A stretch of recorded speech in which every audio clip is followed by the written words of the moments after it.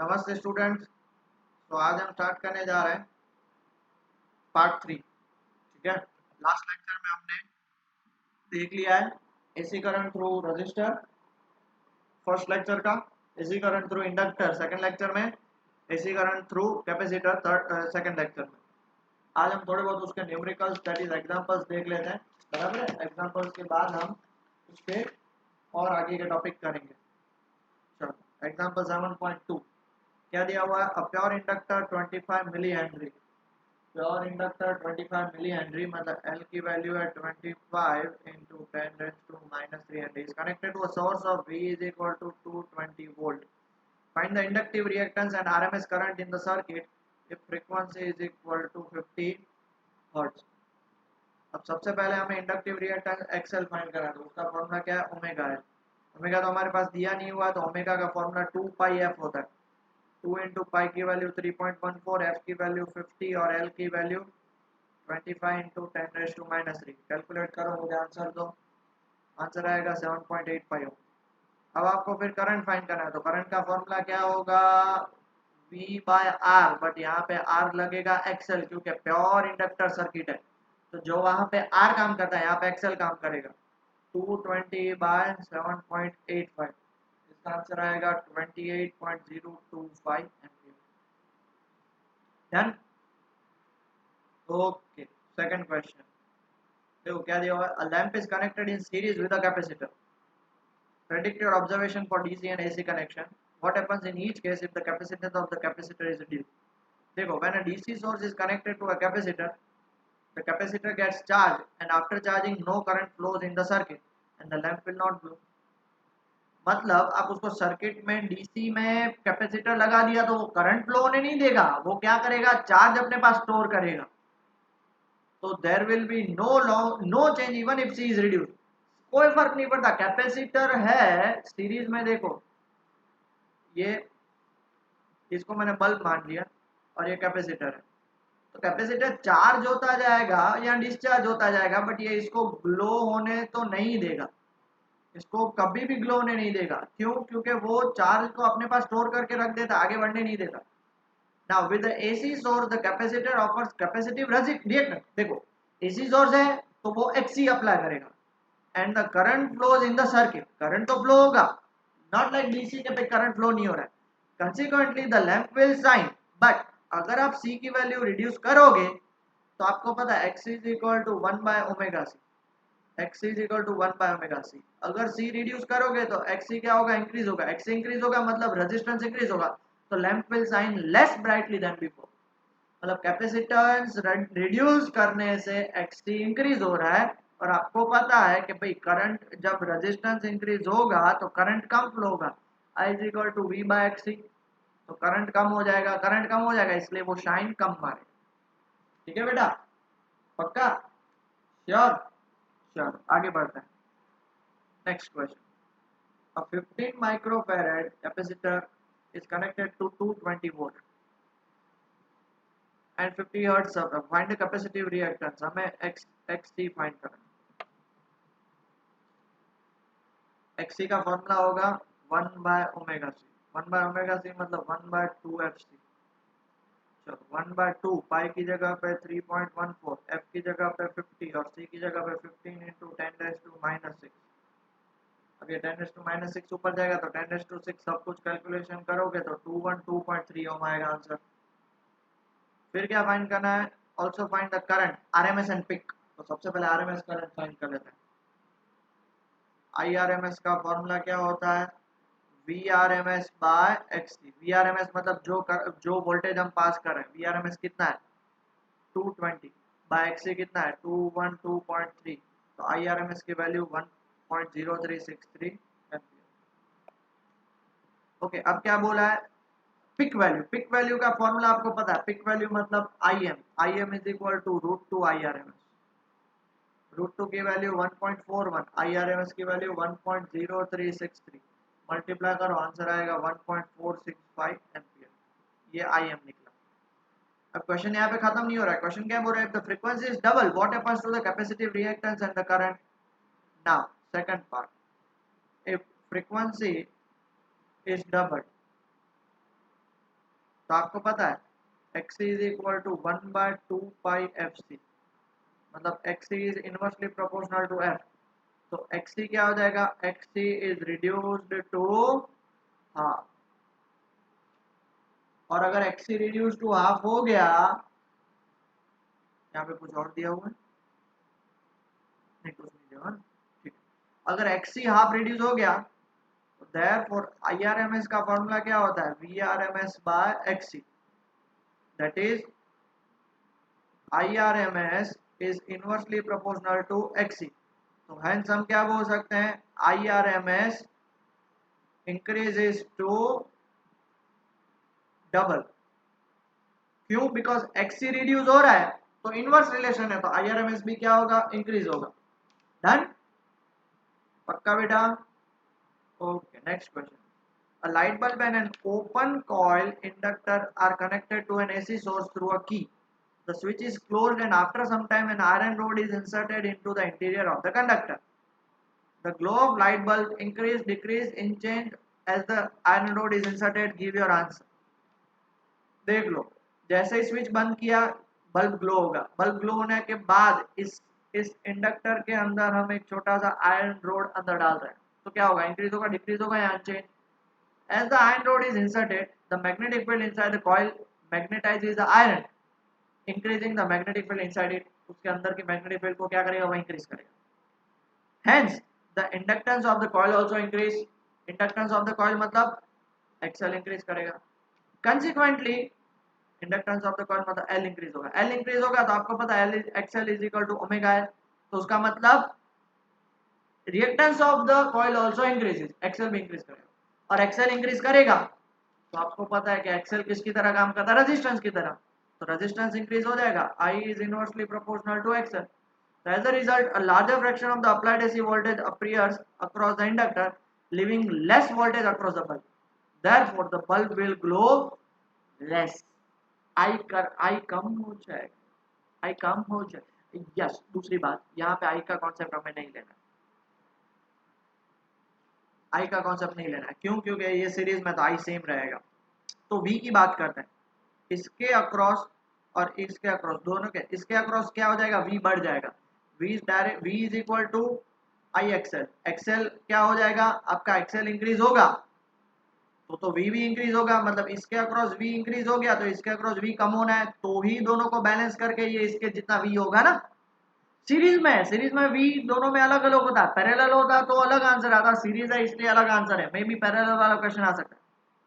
देखो, जब आप आयरन पीस अंदर डालोगे मैग्नेटिक फील्ड इंक्रीज होगी, L इंक्रीज होगा, XL इंक्रीज होगा, V इंक्रीज होगा। V इंक्रीज किसके अक्रॉस, इंडक्टर के, तो बेचारा बल्ब क्या करेगा, उसके अक्रॉस तो V क्या हो जाएगा, कम हो जाएगा, क्योंकि दोनों किसमें है, सीरीज में है। क्लियर हो गया, pause the video, note it down बेटा। नेक्स्ट क्वेश्चन, एक एक्स्ट्रा क्वेश्चन प्रैक्टिस के लिए। A coil has an inductance of 1 Henry. Inductance of 1 Henry, मतलब L is equal to 1 Henry. At what frequency will it have a reactance? 3142 ओम कब होगा frequency पे। Okay, तो XL का formula होता है ओमेगा L, बराबर है। तो XL ओमेगा का फॉर्मूला होगा 2πfL। XL की वैल्यू कितनी है, 3142, 2 पाई की वैल्यू 3.14, F की वैल्यू हमें नहीं पता, L की वैल्यू 1, तो फ्रीक्वेंसी कितनी हो जाएगी, 3142 डिवाइड बाय 2 इंटू 3.14, कैलकुलेशन करोगे 3.14, इसको अप्रोक्सीमेटली 1000 से कट हो जाएगा और इसका आंसर आएगा 500 हर्ट्ज। अब क्वेश्चन यहाँ पे खत्म नहीं हुआ, क्या हो रहा, what should be the capacity of capacitor which has the same reactance at that frequency, मतलब फ्रीक्वेंसी भी सेम है, रिएक्टेंस भी सेम है, तो C की वैल्यू फाइंड करनी, बराबर है। क्या बोला, XC is equal to XL is equal to 3142 ohm, frequency भी 500 हर्ट्ज है, तो देयरफॉर हमें तो XC फाइंड करना है, XC is equal to 1/2πfc, C की वैल्यू 1/2πfxc, C की वैल्यू 1/2 3.14, F की वैल्यू 500 और XC की वैल्यू 3142। सब कुछ कैलकुलेट करोगे तो इसका आंसर आएगा 0.11 इंटू 10⁻⁻6 मतलब 0.11 माइक्रोफैराड। बराबर। किसी को भी कुछ डाउट बेटा? पक्का? आगे बढ़े? श्योर? ओके। तो अब जो है आज हम दो टॉपिक पढ़ेंगे। पहला टॉपिक है AC voltage applied to series LCR circuit. बहुत ही अच्छा सा क्वेश्चन है, ध्यान से पढ़िएगा, मन लगा पढ़िएगा। अब देखो सीरीज एलसीआर सर्किट मतलब आर सी और एल सीरीज में। अब बोलो सर कहाँ पे सीरीज? आर और एल तो पैरेलल में। अगर जिस बंदे ने आर और एल को पैरेलल बोला तो उसको मेरे साक्षात दंडवत प्रणाम है, क्योंकि आर सी और एल तीनों किस में है? सीरीज में। क्योंकि जहां पे आर खत्म हो रहा है वहां पे सी स्टार्ट हो रहा है, जहां पे सी खत्म हो रहा है वहां पे एल स्टार्ट हो रहा है, जहां पे एल खत्म हो रहा है वहां पे, मतलब ये तीनों series. Figure shows a series LCR circuit connected to an AC source E. As usual, we take the voltage of the source Vm is Vm sin omega t. मान लेते Q चार्ज फ्लो हो रहा है on the capacitor, capacitor पे Q charge है, and I भी the current at time t। तो Kirchhoff's loop rule लगाओगे तो R पे कितना वोल्टेज होगा? VR। C पे कितना वोल्टेज होगा? VC।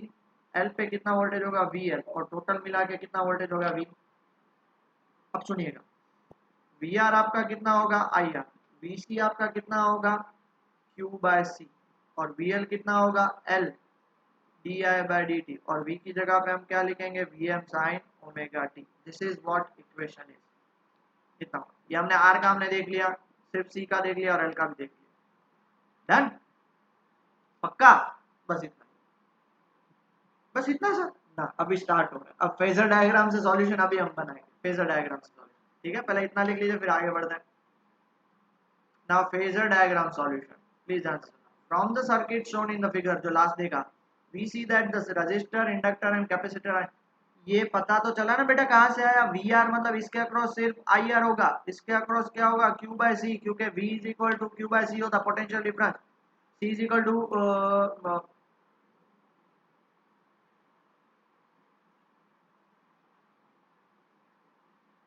V is equal to Q by C. ये हमने फॉर्मूला ऑलरेडी देख लिया। C is equal to Q by V हमने आगे देखा है पूरा थर्ड चैप्टर में, बराबर है? ये पूरा वही का वही है, सेकंड चैप्टर में, सॉरी। और L का फॉर्मूला तो L के अक्रॉस कितना? V is equal to L D I by D T, बस यही है। अब देख लिया कि तीनों के सीरीज है, therefore the AC current in each element is the same. सबके थ्रू सेम करंट पास होगा सीरीज में, इसलिए having the same amplitude and phase. Amplitude भी सेम होगा और फेज भी सेम होगा। फेज कितना है? 5। where phi is the phase difference between the voltage across the source and the current in the circuit। Voltage और करंट phi डिफरेंस लैग कर रहे हैं। लैग मतलब उनको दोनों के बीच का डिफरेंस है, लैग तो नहीं बोल सकते। आ गया समझ में बेटा? पक्का? इतना लिख लीजिए, फिर डायग्राम है वो मैं नेक्स्ट पेज में बताता हूँ। Okay, let I be the phasor representing the current in the circuit। देख लो, I be the phasor, बराबर है? नाउ इक्वेशन shown above हमने जो आगे देख लिया था, इक्वेशन shown above कौन सा था बेटा? आई इज एक, हाँ यहाँ पे मैं एक चीज लिखना भूल गया, ये रहा ये इक्वेशन, ये हमारा equation I is equal to I M sine omega T plus five. Omega T plus five कितना आगे है? वो I omega T plus five आगे। क्लियर हो गया? नाउ आप सब लोगों को पता है कि भाई VL is the voltage across inductor, VR is the voltage across register, VC is voltage across capacitor and V is the voltage across all the LCR circuit.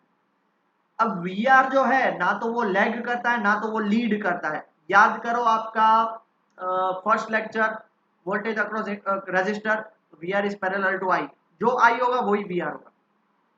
VC is pi by 2 behind the I। Capacitor हमने कल ही देखा था, VC हमेशा I से, ये देखो ये पाई by 2 lag करेगा, लैग करेगा। और VL है वो पाई बाय 2 हमेशा क्या करेगा? लीड करेगा, whereas VL is pi by 2 ahead of I। Clear हो गया इतना? ये हमने ऑलरेडी पढ़ा है। तो therefore VL, VR, VC and I are shown in the figure with appropriate phase relation। ये उसका phase relation है। अब मुझे एक चीज बताओ कि VL और VC एक दूसरे को 180 लैग करेंगे, क्योंकि VC है वो I से 190 पीछे है और VL है वो I से 90 आगे है, तो VL और VC के बीच में 180 डिफरेंस हो गया। अब ऐसा तो कोई जरूरी नहीं है, कभी VC भी ज्यादा हो सकता है और कभी VL भी ज्यादा हो सकता है। हम इस केस में क्या मानते हैं, तो प्लीज ध्यान से देखिएगा।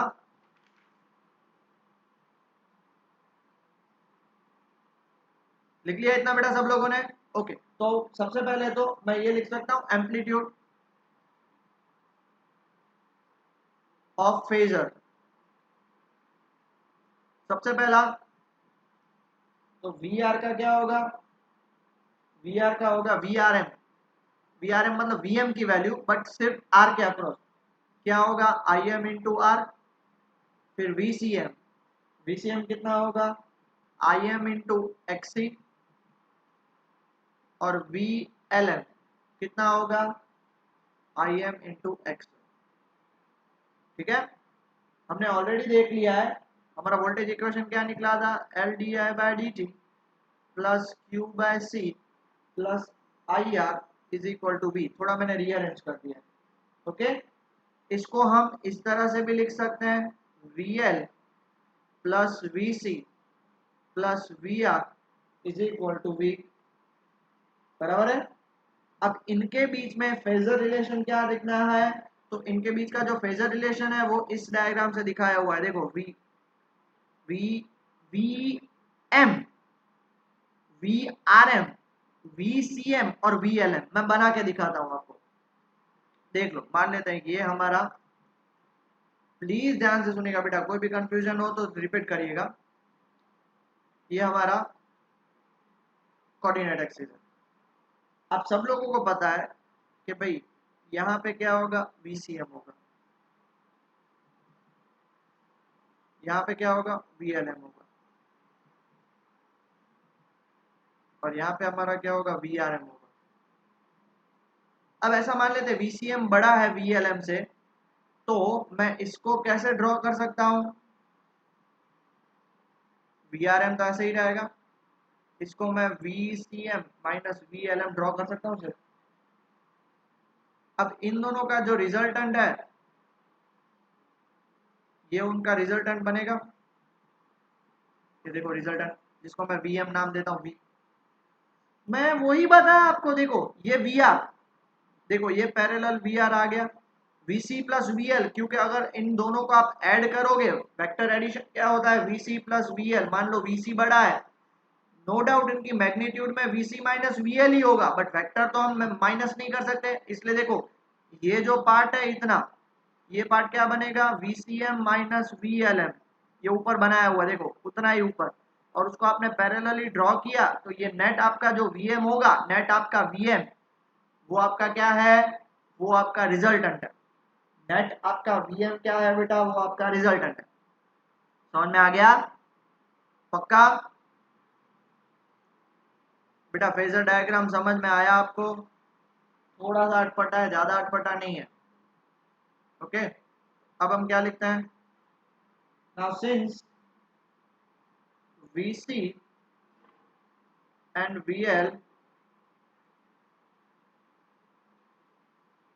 are opposite in direction, opposite in direction है, तो मैं क्या लिख सकता हूं, द रिजल्टेंट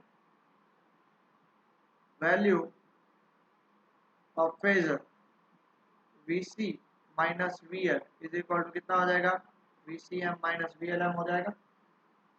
ओके, और दूसरी बात ये चेक कर सकते हो, V जो आपका हाइपोटेनस है, ये VR, ये VCM माइनस VLM, और V हाइपोटेनस है, तो क्या लिख सकते हैं, and since V represent the hypotenuse of a right triangle whose sides are, कौन सी दो साइड्स हैं, एक VR है और दूसरी साइड कौन सी है, VC प्लस VL है। मैं वापस बता दूं, VC प्लस VL मतलब मैग्नीट्यूड को माइनस करना है, वेक्टर तो ऐड ही होगा। तो therefore by Pythagorean theorem, Pythagorean theorem से हम क्या बोल सकते हैं, Vm square is equal to VRM square plus VCM minus VLM का स्क्वायर। इसको हम क्या लिख सकते हैं, Vm square is equal to VRM को क्या लिख सकते हैं, Im इंटू आर का होल स्क्वायर प्लस VCM को क्या लिख सकते हैं, Im इंटू XT का whole square, Im into XC minus Im into XL का होल स्क्वायर बराबर है VCM माइनस VM। तो Vm square Im square R square, इसमें से मैं देखो Im कॉमन निकालूं, बाहर निकलेगा तो वो क्या हो जाएगा Im square XC minus XL का होल स्क्वायर। तो Vm स्क्वायर Im स्क्वायर दोनों में से कॉमन निकालूंगा तो R square plus XC minus XL का होल स्क्वायर। अब आपको पता चला कि भाई XC माइनस XL करो या XL माइनस XC करो, करना तो उसका स्क्वायर ही है, मतलब वो पॉजिटिव रहेगा। तो आप XL को भी बड़ा मान सकते हो और XC को भी बड़ा मान सकते हो, कोई फर्क नहीं पड़ेगा। तो देयरफॉर यहाँ से मेरी Im स्क्वायर की वैल्यू क्या निकलेगी, Vm square upon R square plus XC minus XL का होल स्क्वायर। अब मुझे Im की वैल्यू निकालनी है तो स्क्वायर को मैं दूसरी साइड शिफ्ट कर दूं, therefore Im is equal to Vm और नीचे R square plus XC minus XL का होल स्क्वायर और उसका power half. Okay, that is Im is equal to, मैं क्या लिख सकता हूँ, Vm by under root R square plus XC minus XL का होल स्क्वायर वेर, ओके आपको पता है I का फॉर्मूला क्या होता है, V बाय आर। अब ये जो अंडर रूट वाला है वो भी एक R की तरह ही काम कर रहा है ना बेटा, ये अंडर रूट वाला है वो भी एक R की तरह ही काम कर रहा है, और उस R को हम क्या बोलते हैं, where under root R square plus XC minus XL का होल स्क्वायर, उसको हम Z बोलते हैं एंड इज कॉल्ड, उसको हम बोलते हैं इम्पेडेंस बोलते हैं। तो देयरफॉर हमारा Im इज इक्वल टू क्या हो जाएगा, Vm by Z, Vm by Z। ठीक है, now since phasor I is always parallel to phasor VR, ठीक है, the phase angle phi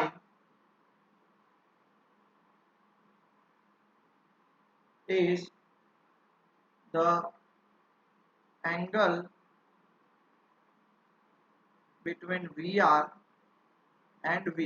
हमेशा देखो ये जो, ये आपने ओमेगा टी प्लस फाई ले लिया वो बात सही है, phi is what, angle with the resultant and the VR। VR क्यों, एक बात समझना, phi is the angle between I and V, phi is the angle between I and V। ये आपका V था और ये आपका VR है, बराबर है, बट VR और I दोनों का डायरेक्शन सेम है, तो V और I का एंगल लिख लो या V और VR का एंगल लिख लो, मतलब तो सेम ही है ना, समझ में आया, इसलिए मैंने वो लिखा है। तो उसको हम डायग्रामेटिकली कैसे रिप्रेजेंट कर सकते हैं, ऐसे देखो, ये आपका R, ये आपका XC माइनस XL, ये आपका Z और फाई।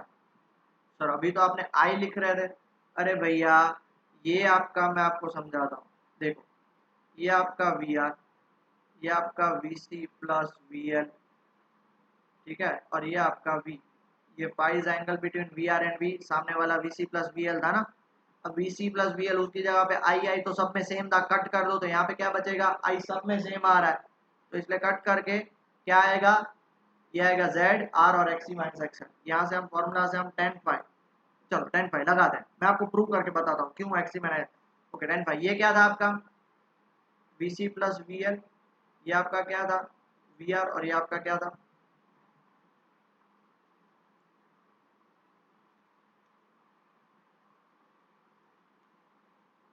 ये आपका क्या है बेटा VC प्लस VL, ये आपका क्या है सिर्फ V, और ये आपका क्या है VR। What is tan phi? tan phi का फॉर्मूला ऑपोजिट क्या है आपका VC plus VL upon adjacent VR। अब VC प्लस VL की आप मैग्नीट्यूड पुट करो तो क्या आएगा VCM माइनस VLM अपॉन सिर्फ इसकी आएगी VR। ठीक है, चलो यहाँ पे इसकी वैल्यू पुट करते हैं IMXC minus IMXL upon IMR। तो देयरफॉर आपका tan phi चेक कर लो, IM सब कट हो जाएगा, कितना हो जाएगा XC minus XL upon R। It gives the phase angle और इससे हमें फेज एंगल मिलेगा। डन, पक्का, श्योर। और जिससे हमें z क्या मिला था, z is equal to z आपको मिला था under root R square plus XC minus XL का होल स्क्वायर। ये तो यहाँ से भी लगा सकते हो R square plus XC minus XL का होल स्क्वायर।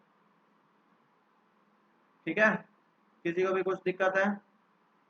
श्योर, आगे बढ़े, पक्का, श्योर। तो आज के लिए फाइनली लास्ट टॉपिक, टाइम कितना हुआ? 26 मिनट्स ही हुई। आज के लिए last topic phasor diagram of XC and phasor diagram of XC greater than XL. हमने क्या लिया, एक्सिस ग्रेटर देन एक्सएल। अब देखो फेजर डायग्राम में हमने बात करी थी v और i के बीच में कितना डिफरेंस था, फेज डिफरेंस फाई, और v कितना आगे था, ओमेगा t1 आगे था। ये हमने सब देख लिया आगे के लेक्चर्स में, ओमेगा t1 आगे था, दोनों के बीच में फेज डिफरेंस फाई है, मतलब i ऑलवेज लीड्स v। ये देखो ये आपका क्या है i और ये आपका v। Now if x is greater than xl, phi is positive, obviously बात है phi is positive and the circuit is predominantly capacitive। याद रखना, बहुत काम आएगा। XC बड़ा है तो I लीड करेगा, क्यों? तो चेक करो कैपेसिटेंस में, आपको पता है I always leads, consequently the current in the circuit leads the short voltage। अगर XC is less than XL है तो XL बड़ा है, XL में क्या होता है I lag, phi is negative and the circuit is predominantly inductive, consequently the current in the circuit lags the source voltage। ये हमने सब पढ़ा है। whereas ये जो फिगर बता रहा है वो particularly XC is greater than XL का बता रहा है, बराबर है, क्लियर हुआ? तो आप देख सकते हो कि भाई हमेशा I है वो लीड करेगा, कितना लीड करेगा, फाई लीड करेगा, फाई डिफरेंस ही हमेशा उसमें लीड आएगा। ओके, ये उसका डायग्राम। अब एक छोटा सा problem, thus we have obtained the amplitude and phase of current for an LCR series circuit which uses the technique of phasor diagram के थ्रू हमने निकाला। but this method of analyzing AC circuit suffers from certain disadvantage। उसके disadvantage, पहला, the phasor diagram say nothing about the initial condition तो बोल ही नहीं रहा है, ये after time t की बात कर रहा है, बराबर है, ये सबसे बड़ा disadvantage। second disadvantage क्या है, one can take any arbitrary value of t and draw different phasor which shows the relative angle between the different phasor। सबके बीच में अलग अलग एंगल बना देगा। ओके, और कभी भी कोई भी टी ले सकते हो आप। the solutions obtained is called the steady state solution and this is not a general solution। steady state solution जैसे इंस्टेंटेनियस होता था, यहाँ पे स्टेडी स्टेट मतलब पर्टिकुलर टाइम पे, कोई भी जनरल सॉल्यूशन नहीं मिलेगा। Additionally we do not have a transient solution which exist for v मतलब वोल्टेज जीरो के लिए कोई भी कंडीशन नहीं आ रही है हमें, मान लो कि वोल्टेज जीरो इनिशियल कंडीशन, वो भी नहीं आ रहा है। And the general solution is the sum of the transient solution and the steady state solution. कोई भी जनरल सॉल्यूशन होता है ट्रांजिएंट मतलब initial plus steady state solution, but यहाँ पे तो ट्रांजिएंट सॉल्यूशन मिल ही नहीं रहा है, इसलिए जनरल सॉल्यूशन नहीं मिलेगा। तो after sufficiently long time the effect of the transient solution die out and the behaviour of the circuit is described by the steady state solution. Okay, तो हमने फेजर में क्या पढ़ा, फेजर में बहुत सारा टाइम के बाद सफिशिएंटली लॉन्ग टाइम हमने ट्रांजिएंट सॉल्यूशन को तो गायब ही कर दिया। हम ऐसे मान लेते हैं कि भाई पूरे का पूरा स्टेडी स्टेट सॉल्यूशन में मिल जाता है, बट वो प्रैक्टिकली पॉसिबल नहीं। ओके, तो ये मेन दो ही एडवांटेज है, ये तो थोड़ा बहुत एडवांस पार्ट है, नहीं लिखो तो भी चलेगा। ओके, तो आज का लेक्चर हम यहीं पे छोड़ दें, नेक्स्ट लेक्चर में एनालिटिकल सॉल्यूशन देख लेंगे, शायद 2 लेक्चर और लगेंगे, और फिर पावर रहेगा और एक ट्रांसफॉर्मर भी है। ट्रांसफॉर्मर छोटा सा टॉपिक है, तो पावर और ट्रांसफॉर्मर एक साथ ले लेंगे, पावर इसके साथ ले लेंगे, एलसीए ट्रांसफॉर्मर एक साथ ले लेंगे। ट्राई करेंगे कि नेक्स्ट 2 लेक्चर में हमारा टॉपिक खत्म हो जाए और एक लेक्चर में exercise. Okay, till then study well और अच्छे से पढ़ाई करिए। Bye, take care.